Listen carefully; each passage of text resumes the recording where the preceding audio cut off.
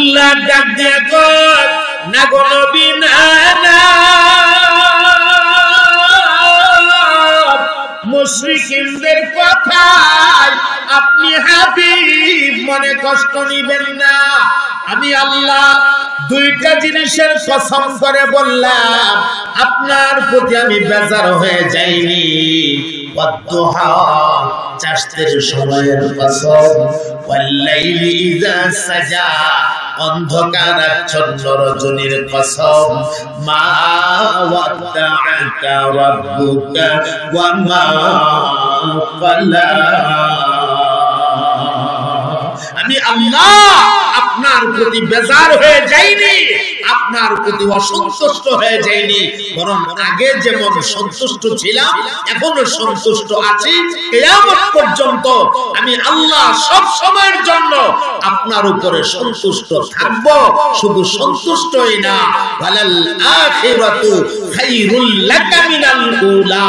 হে রাসূল, আপনাকে আখিরাতে যা দেওয়া হবে, যেই নিয়ামত দেওয়া হবে, এই নিয়ামত দুনিয়ার তুলনায় হাজার হাজার গুণ বেশি উত্তম হবে। সুবহানাল্লাহ। আল্লাহ তার হাবিবের সান্ত্বনা দিয়েছে। শুধু তাই না, আল্লাহ রাব্বুল আলামিন বলেন ওয়ালা সাউফা ইউতিকা রাব্বুকা ফাতারদা, অতি শীঘ্রই আপনাকে এমন নিয়ামত দিয়া মালামাল করা হবে গো, যে নিয়ামত পাইয়া আপনি নবী আমি রবের প্রতি রাজি এবং খুশি হয়ে যাবে। সুবহানাল্লাহ। আমার ভাইয়েরা, মুশরিকিনরা রাসূলকে মস্করা করত, মজাক করত। মুহাম্মদের খোদা মুহাম্মদের প্রতি বেজার হয়ে গেছে। আল্লাহ সূরা নাযিল করে তার হাবিবের সান্ত্বনা দিয়েছে। এখন আমরা সূরার ভেতরের কথাগুলি ধারাবাহিকভাবে শুনতে থাকবো ইনশাআল্লাহ। ধৈর্য আছে তো আল্লাহর রহমতে? ধৈর্য আছে? মহাব্বতে কয়েক মর্তবা জিকির করেন, পরীক্ষামূলক জিকির। আপনাদের জিকিরের আওয়াজটা যত সুন্দর হবে, যত উঁচা হবে, ইনশাআল্লাহ আলোচনা তত লম্বা হবে। আর যদি দিকে আপনাদের জিকিরের আওয়াজের বাপ বালানা, আমি কিন্তু আখিরু দাওয়ানা সাফ কতই বলা। মহাব্বতের আওয়াজে পড়েন লা ইলাহা ইল্লাল্লাহ।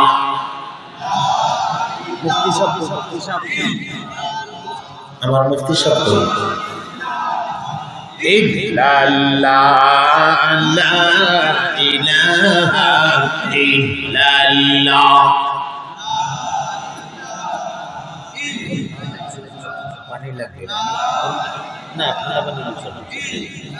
মহাব্বতে পড়েন লা ইলাহা ইল্লাল্লাহ, লা ইলাহা ইল্লাল্লাহ, লা ইলাহা ইল্লাল্লাহ, লা ইলাহা ইল্লাল্লাহ।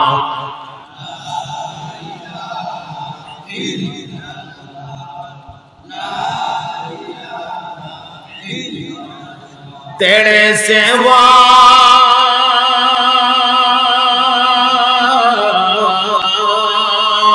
माबूद हमारे कोई नहीं है, अल्लाह तू ही हमारे माबूद हकीकी, इलाह ला इलाहा इल्लल्लाह।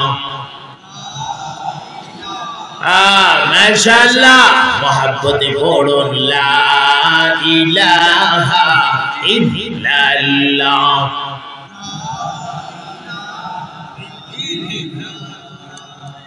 ला इलाहा इल्लल्लाह,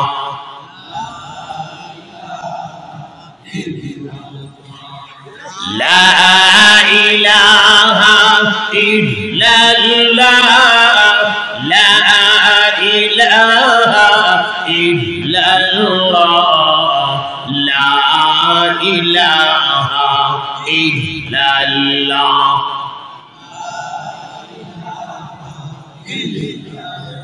লা ইলাহা ইল্লাল্লাহ মুহাম্মাদুর রাসূলুল্লাহ। পড়ুন সবাই সাল্লাল্লাহু। আল্লাহ পাক চাষতের সময়ের কসম খাইছেন। সময়টা কোনটা? এটা যখন পূর্ব আকাশে সূর্য পরিপূর্ণ আলো দিয়ে উঠে বা পরিপূর্ণ আলো দিয়ে যখন সূর্য উপরের দিকে উঠতে থাকে, যে টাইমটা চাষতের সময়, এটি গুরুত্বপূর্ণ একটি টাইম, ফজিলতপূর্ণ একটি টাইম। যেই টাইমে কোনো মানুষ সেজদা দিয়ে আল্লাহর কাছে যে কোনো দোয়া করবে, এই দোয়াটি কবুল হয়ে যায়।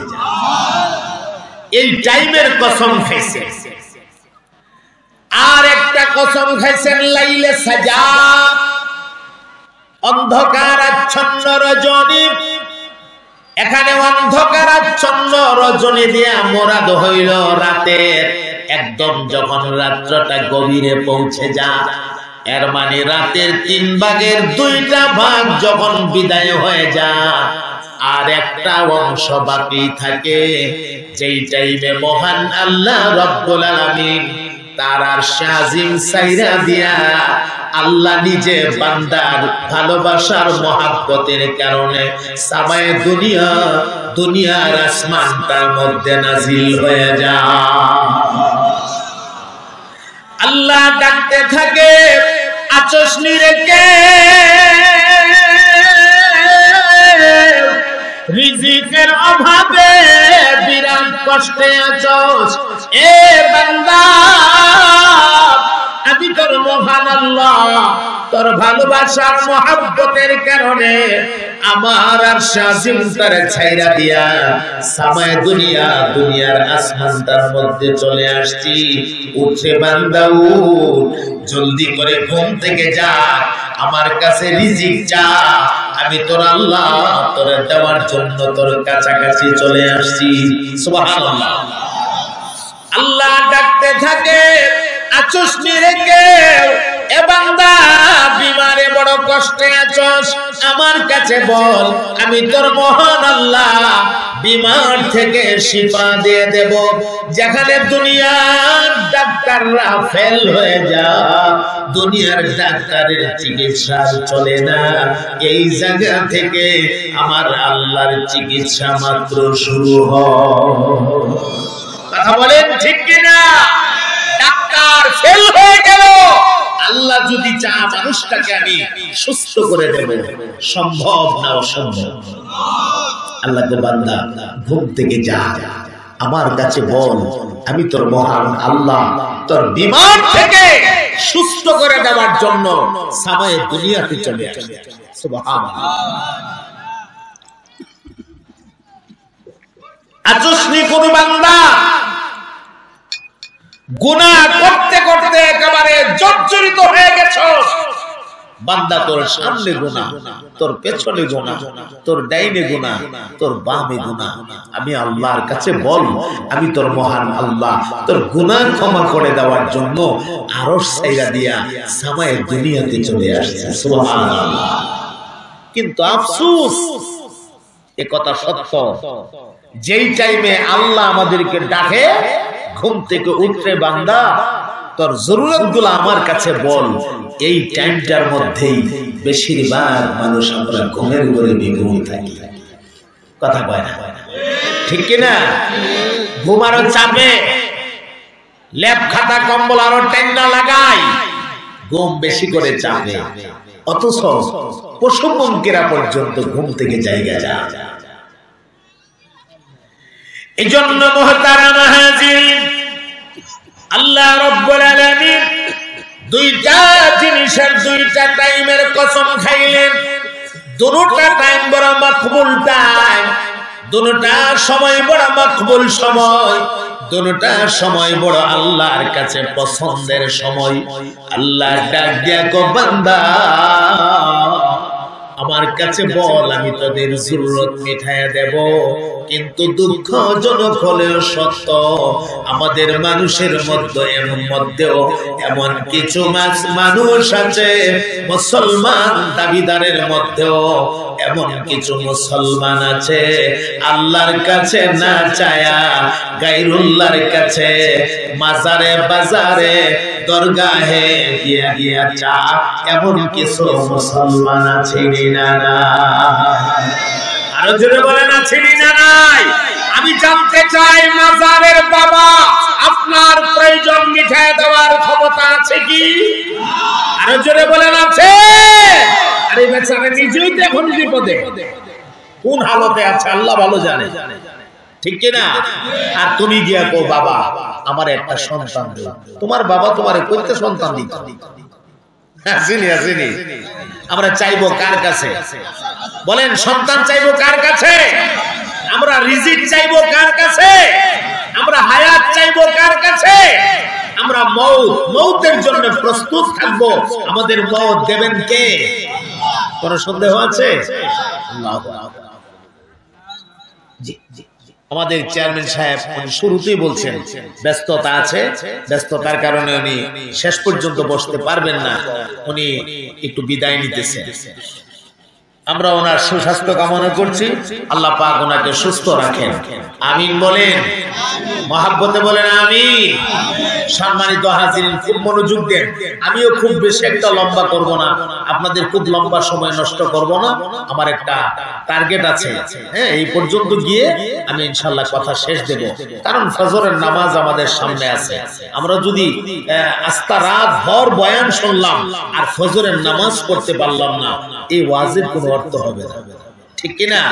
সারা জীবনের ওয়াজ যদি এক পাল্লায় রাখা হয় আর এক ওয়াক্তের এক রাকাত নামাজকে যদি অপর পাল্লায় রাখা হয়, নামাজের পাল্লাটা ভারী হয়ে যাবে, ঠিক কিনা? এটা ফরজে বাজে। কষ্ট হইতেছে আপনাদের নাকি রাত বেশি হয়ে গেছে? আল্লাহ তাআলা দুইটা টাইমের কসম খায়া তার হাবিবের সান্ত্বনা দিয়ে বলতেছেন, হে রাসূল আপনি তাদের কথায় মন খারাপ করবেন না, আমি আল্লাহ আপনাকে আখিরাতে যা দেব এটা দুনিয়ার তুলনায় হাজার হাজার গুণ বেশি উত্তম হবে। শুধু একটা মিসাল আপনাদেরকে আমি দেখাই, একটা মিসাল, বেশি না। হাসরের ময়দান যখন কায়েম হবে তখন কোন নবীর জন্য কোনো মাকাম থাকবে না, নির্ধারিত কোনো মাকাম থাকবে না, আমাদের নবী পাকের জন্য একটা মাকাম থাকবে। সুবহানাল্লাহ বলেন। আল্লাহ পাকের একটা আছে কুরসি, যেটাকে বলা হয় কুরসি। আল্লাহর যে চেয়ারটা, এই চেয়ারটার নাম কুরসি, আর আমাদের নবী পাকরে যে চেয়ারটা দান করা হবে এই চেয়ারটার নাম মাকামে মাহমুদ। সুবহানাল্লাহ পড়ে। وَمِنَ اللَّيْلِ فَتَهَجَّدْ بِهِ نَافِلَةً لَكَ عَسَىٰ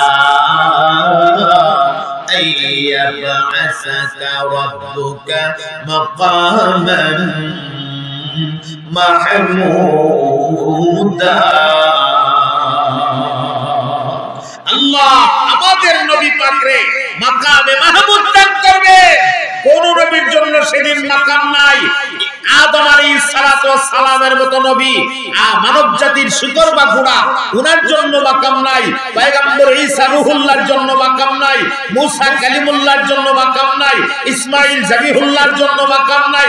পয়গম্বর জাকারিয়ার জন্য মাকাম নাই। পয়গম্বর ইয়াহইয়ার জন্য মাকাম নাই। পয়গম্বর ইউনূসের জন্য মাকাম নাই। পয়গম্বর আইয়ুবের জন্য মাকাম নাই।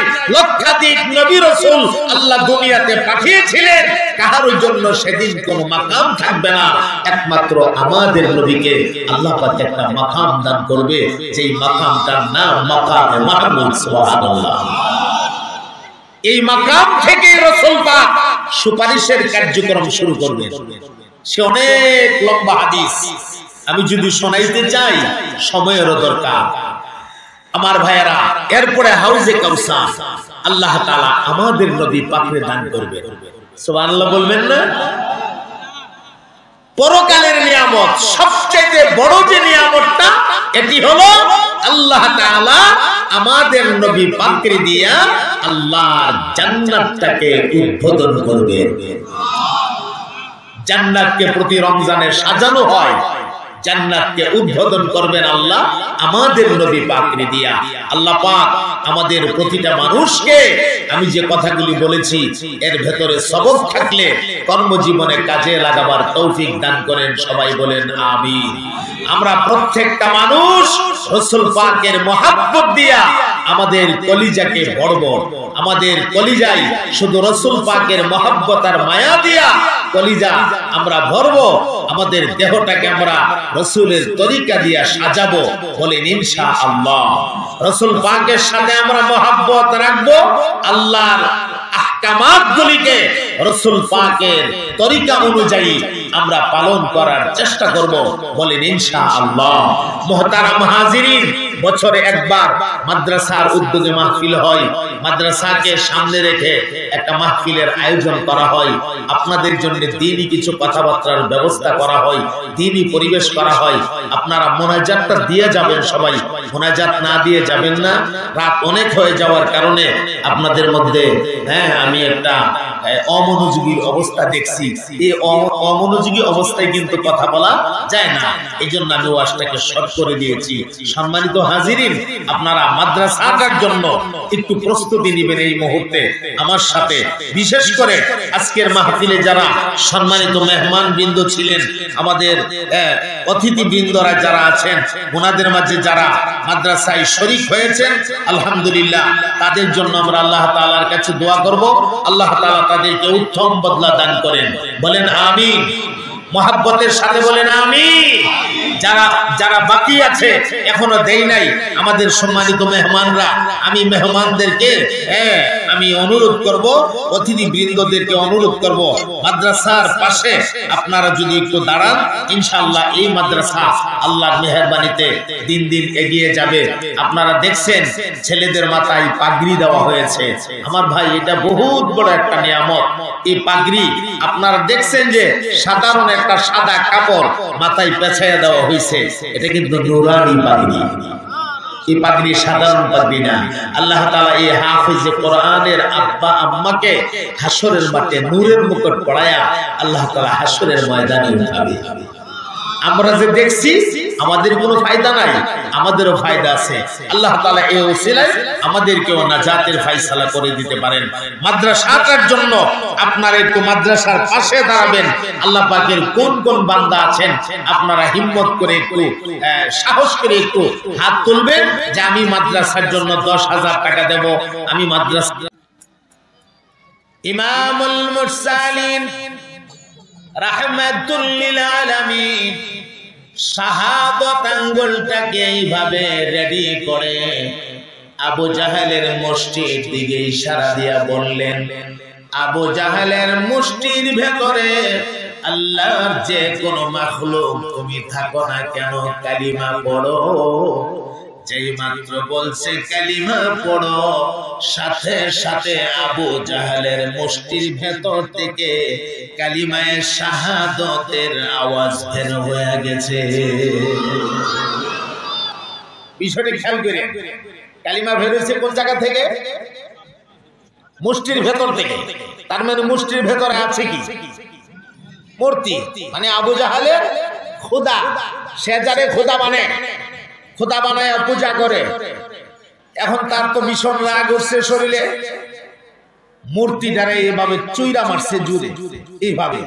আরে বাপরে বাপ, মুহাম্মদ তুমি এত বড় জাদুকর, তুমি জাদু দিয়া আমার খোদাটারে পর্যন্ত তোমার বলি বলাই লইলা। আগে বলছি কি কালিমা পড়বে, এখন কয় তুমি জাদুকর। ভাবতেছেন কপালে হেদায়েত নাই। ভাই হেদায়েত দেওয়ার মালিক কে? আওয়াজ দিয়া বলেন। আর আমরা যদি ইসলামের ইতিহাস লক্ষ্য করি, ওই হাবশী দেশ থেকে, তাও মালিক না গোলাম মানুষ, হযরত বেলাল হাবশী রাদিয়াল্লাহু তাআলা আনহু রাসূল পাকের দরবারে আয়েশা আল্লাহর নবীর হাত মোবারকে ধইরা কালিমা পড়ে মুসলমান হয়ে গেছে। শুধু মুসলমান হয়েছে এমন না, হযরত বেলালের মাকাম এত উঁচা হয়ে গেছে, হযরত বেলাল আযান না দিলে আল্লাহ পাক আসমানের সূর্যকে আটকায় দিয়েছে। চিন্তা করছেন? মুনাফিক মার্কা কিছু মুসলমান ছিল। মুনাফিক বুঝেন তো? মুনাফিক দ্বিমুখী। রাসূলের দরবারে আসতে বলতেন আমরা আপনার সঙ্গে আছি। আবার যখন আবু জাহাল, আবু লাহাব, উতবা, শাইবা, ওলীদ ইবনে মুগীরাদের কাছে যাইতেন বলতেন আমরা তোমাদের সাথে আছি। পবিত্র কোরআন শরীফে এদের বিষয়ে আসছে। পরে এরকম দ্বিমুখী কার্যক্রম পরিচালনা করতেন, দ্বিমুখী চলাফেরা করতেন। নাউজুবিল্লাহ বলে। وَإِذَا لَقُوا الَّذِينَ آمَنُوا قَالُوا آمَنَّا وَإِذَا خَلَوْا إِلَى شَيَاطِينِهِمْ قَالُوا إِنَّا مَعَكُمْ إِنَّمَا نَحْنُ مُسْتَهْزِئُونَ।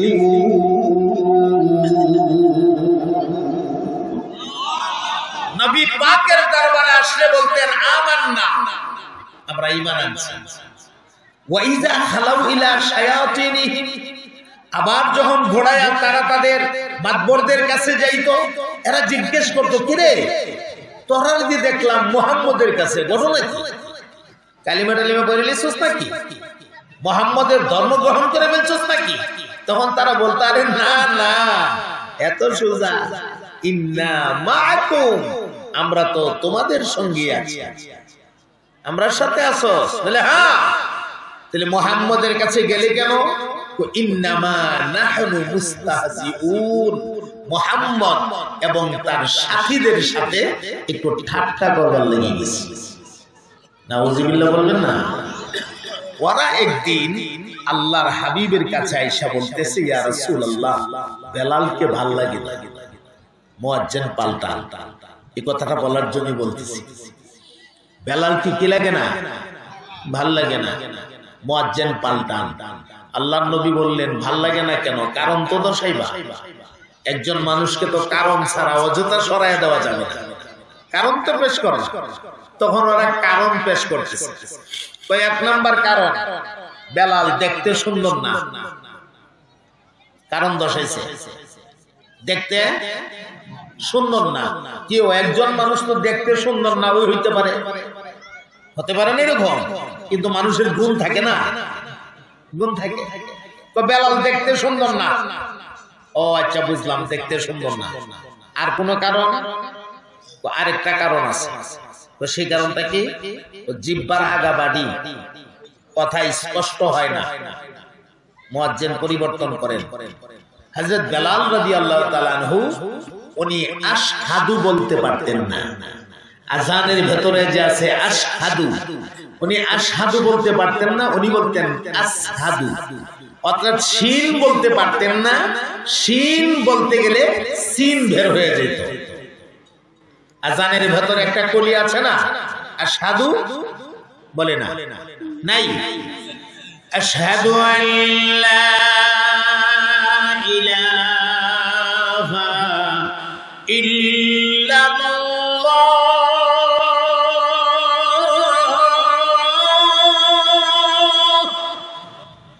আশহাদু আন্না মুহাম্মাদার রাসূলুল্লাহ।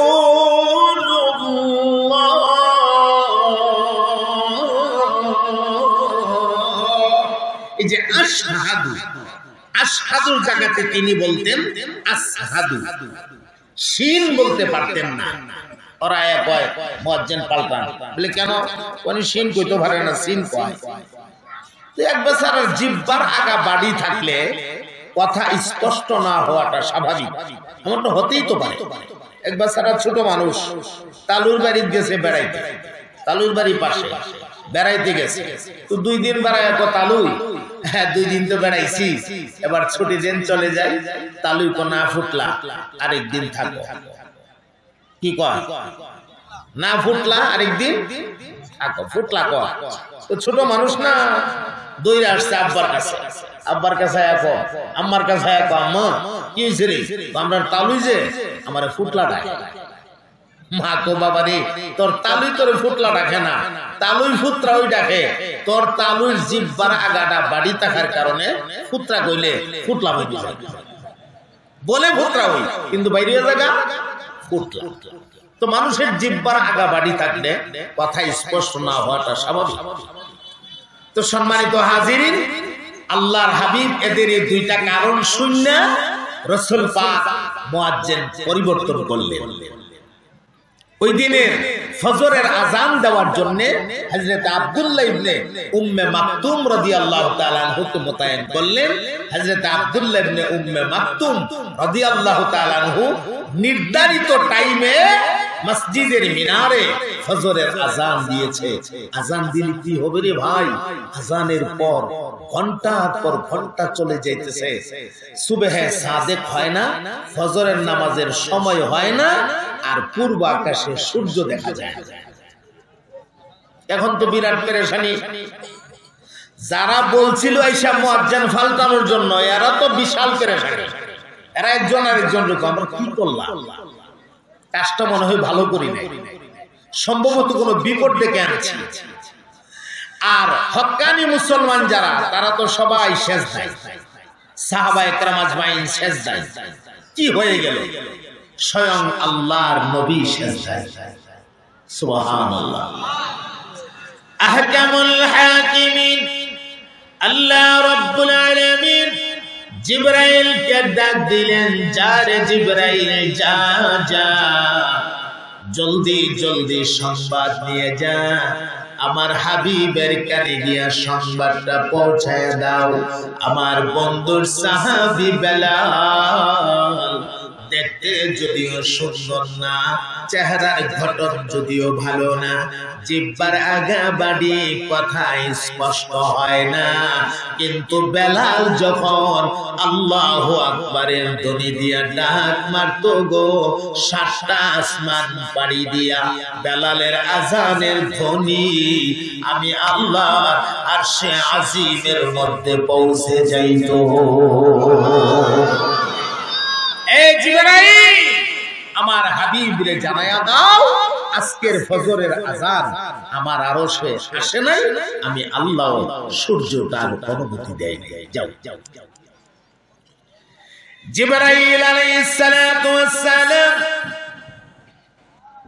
600 নূরের পাখা বা ডানা লাগায়া একসঙ্গে ডানা বাড়ি দিয়া খুব দ্রুত গতিতে আল্লাহর হাবিবের কানের গোড়ায় এসে হাজির হয়ে সালাম দিয়ে দিলেন আসসালামু আলাইকা ইয়া রাসূলুল্লাহ আল্লাহর হাবিব আপনি সিজদা থেকে মাথা উঠান আর আপনার সাবেক মুয়াজ্জিন বেলালকে বলেন আযান দেওয়ার জন্য আল্লাহ রাব্বুল আলামিন বলেছে আপনার বেলাল যতক্ষণ আযান দিবে না আল্লাহ নাকি আসমানে সূর্য পাঠাবে না আল্লাহু আকবার বলে আল্লাহর নবী ডাক মারলেন ইয়া বেলাল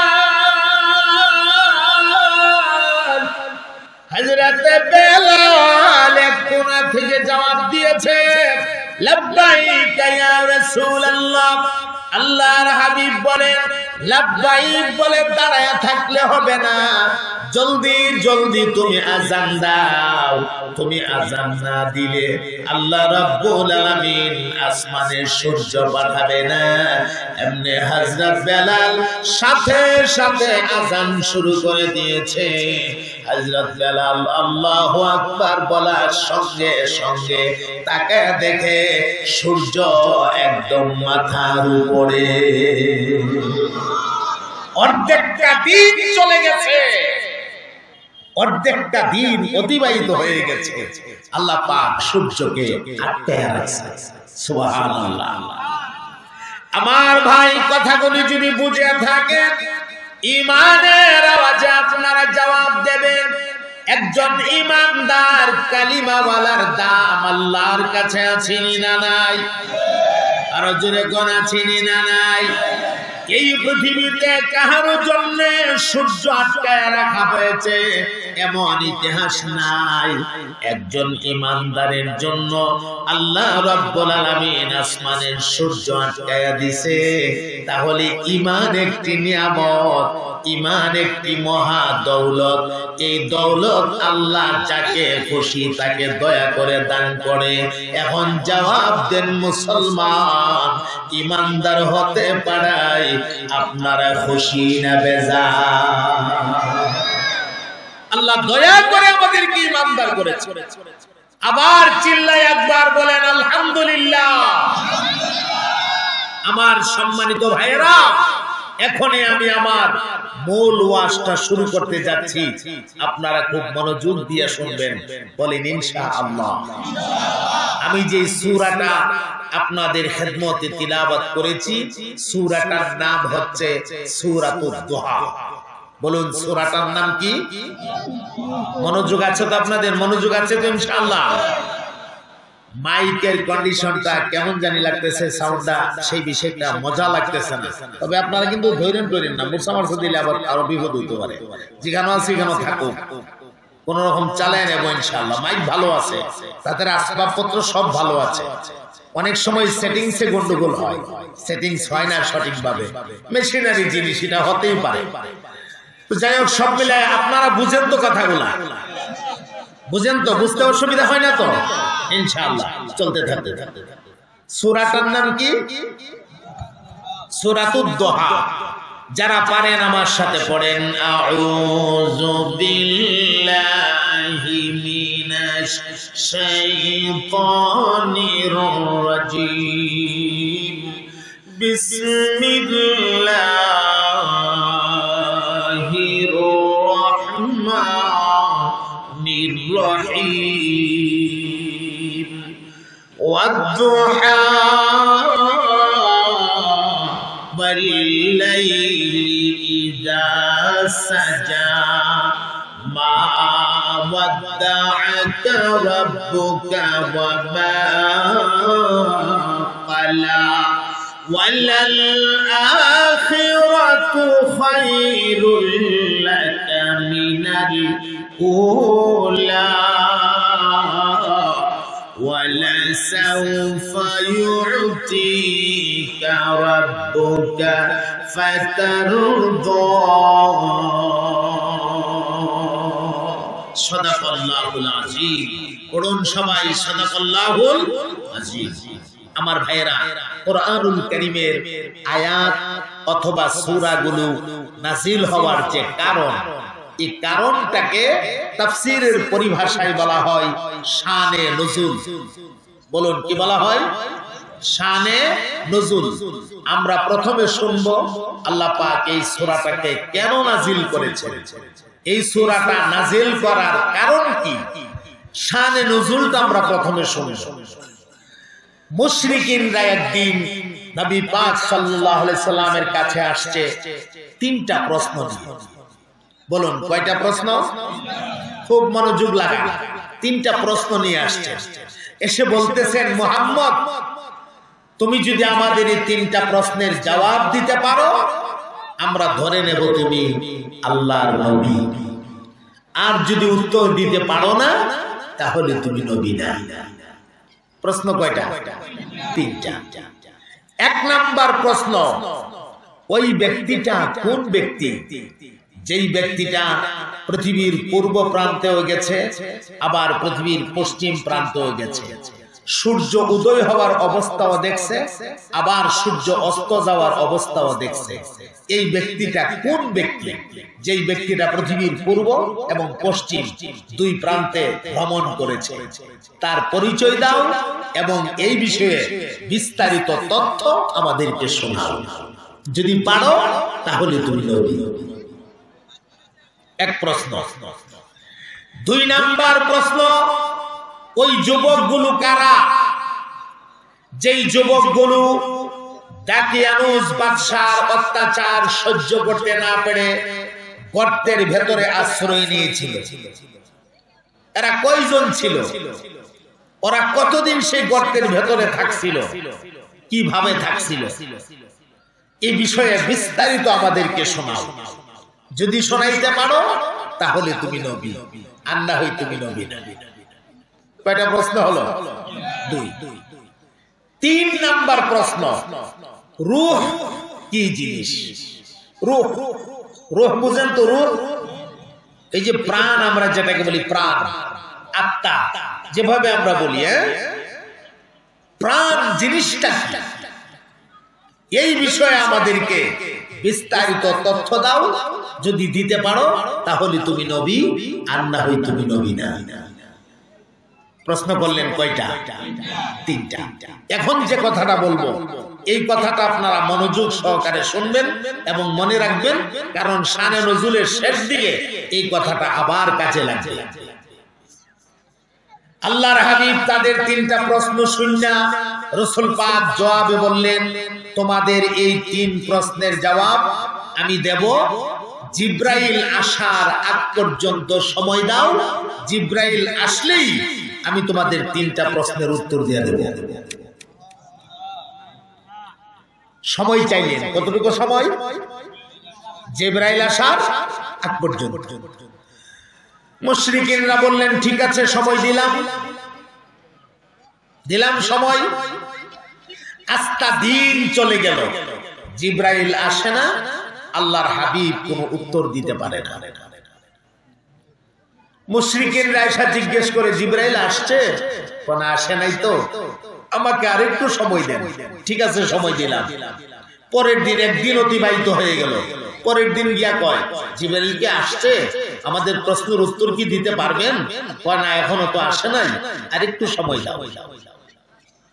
এইভাবে করে 2 দিন, 3 দিন, 4 দিন, 5 দিন, 6 দিন, 1 সপ্তাহ জিব্রাইল আসে না, রাসূল উত্তরও দিতে পারে না। এরকম করে একটানা 15 দিন পর্যন্ত আল্লাহ পাক ওহী বন্ধ রাখছে। কয় দিন? 15টা দিনের ভেতরে রাসূলের অবস্থাটা কি হয়েছে একটু কি ভাবতে পারতেছেন?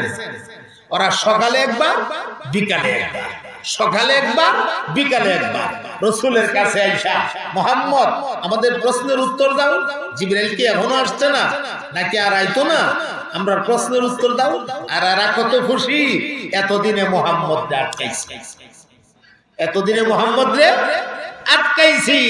15 দিন হয়ে গেছে, উত্তর দিতে পারে না, আর উত্তর দিতে পারবে না, মুহাম্মদ রে আটকায় ফেলছি। নাউজুবিল্লাহ বলে। এদের মধ্যে কেউ কেউ বলতে লাগলো, এতদিন যে মুহাম্মদের কাছে শয়তানটা আইতো, এই শয়তানটা এখন আর আসেও না, মুহাম্মদ উত্তরও দিতে পারে না। অর্থাৎ জিবরাইল আমিনকে শয়তান বলে সম্বোধন করতেছে। আবার কেউ কেউ বলতে লাগলো, ও মুহাম্মদের খোদা এখন মুহাম্মদের প্রতি নারাজ হয়ে গেছে, অসন্তুষ্ট হয়ে গেছে, এই কারণে তো আর কোনো ওহী টহি পাঠা না, আর মুহাম্মদও আমরা প্রশ্নের উত্তর দিতে পারে না। গেল গা কয়দিন? 15 দিন হয়ে গেছে। সুবহানাল্লাহ। এ মুসলমান বন্ধু আমার, ইমামুল মুরসালিন রাহমাতুল লিল আলামিন, মুশরিকিনরা যত কথা বলেছে, আল্লাহর নবী তাদের কথাগুলিরে সহ্য করে নিয়েছে, সবর করেছে, ধৈর্য ধারণ করেছে। যেই মাত্র ওরা বলতে শুরু করলো মুহাম্মদের খোদা, মুহাম্মদের প্রতি বেজার হয়ে গেছে, আল্লাহর হাবিব এই কথাটা সহ্য করে নিতে পারলেন না। নবীজির কলিজা ভাঙ্গা নবীর চোখ দিয়ে যেন পানি বের হয়ে গেছে। রাহমাতুল লিল আলামিন লম্বা একটা সেজদা লাগাইছে, সেজদা লাগায়া সেজদার ভেতরে কান্দে আর আল্লাহ মুশরিকিনরা কয় তুমি আল্লাহ নাকি আমার প্রতি বেজার হয়ে গেছো? আল্লাহ তুমি যদি বেজার হয়ে যাও আমি কোথায় যাব, কার কাছে যাব? আল্লাহ গো আমার অবস্থা কি হবে? রাসূল পাকের কান্নার কারণে চোখের পানি নিচের দিকে পড়তে পড়তে সেজদার জায়গা বরাবর, চেহারা বরাবর নিচের মাটি গুলো একদম কাদা হয়ে গেছে। আর সেজদা এমন লম্বা দিয়েছে, আল্লাহ হাবিব পা গুলিকে ধরে রাখতে পারলেন না, পা গুলি আপনি আপনি পেছন দিকে সরে গেছে। রাসূল পাকের চেহারায় আনোয়ার মাটির মধ্যে চাপ দিয়া লাইগে গেছে। আল্লাহর নবীর চেহারায় আনোয়ার একদম লাল হয়ে গেছে। রাসূল পাক সেজদার ভেতরে এই অবস্থায় চিল্লায় চিল্লায় বলতেছে, ওগো আমার আল্লাহ, আল্লাহ আপনি নাকি আমার প্রতি বেজার হয়ে গেছেন? আপনি যদি বেজার হয়ে যান আমার কি উপায় হবে? এমন সময় আহকামুল হাকিমিন আল্লাহ রাব্বুল আলামিন জিবরাইলের ডাক দিয়ে কয়, যারে জিবরাইল যা যা আমার হাবিবের কানে গিয়ে সূরাতুদ দুহা তেলাওয়াত করে দে। আমার বন্ধুরে জানায় দে জিবরাইল আমি আল্লাহ আমার বন্ধুর প্রতি বেজার হয় না। আল্লাহু আকবার বলে এমনি জিবরাইল আমিন এসে আল্লাহর হাবিবের কানের কাছে সালাম দিলেন। যেই মাত্র জিবরাইল সালাম দিয়েছে, আল্লাহর নবী কলিজার ভেতরে যেন আলাদা একটা শান্তি অনুভব হইতেছে। জিবরাইল 15টা দিন পরে আসছে। নবী পাক সেজদা থেকে টান দিয়া মাথাটা উঠাইয়া সোজা দাঁড়াইয়া জিবরাইলের টান দিয়া সিনার সঙ্গে চাপ দিয়া ধরছে। আল্লাহর নবী ডাক দিয়া করে, জিবরাইল এতদিন পর্যন্ত আমারে না দেখে তুমি কেমনে থাকলা? আজকে 15টা দিন হয়ে গেল তুমি আসো না, আমারে না দেখে তুমি কেমনে থাকতে পারলা? জিবরাইল আমিন ডাক দিয়া কোন নবী গো, আপনার চেহারায় আনোয়ার এক মুহূর্তের জন্য না দেখলে অশান্তি লাগে, ভালো লাগে না ইয়া রাসূলুল্লাহ।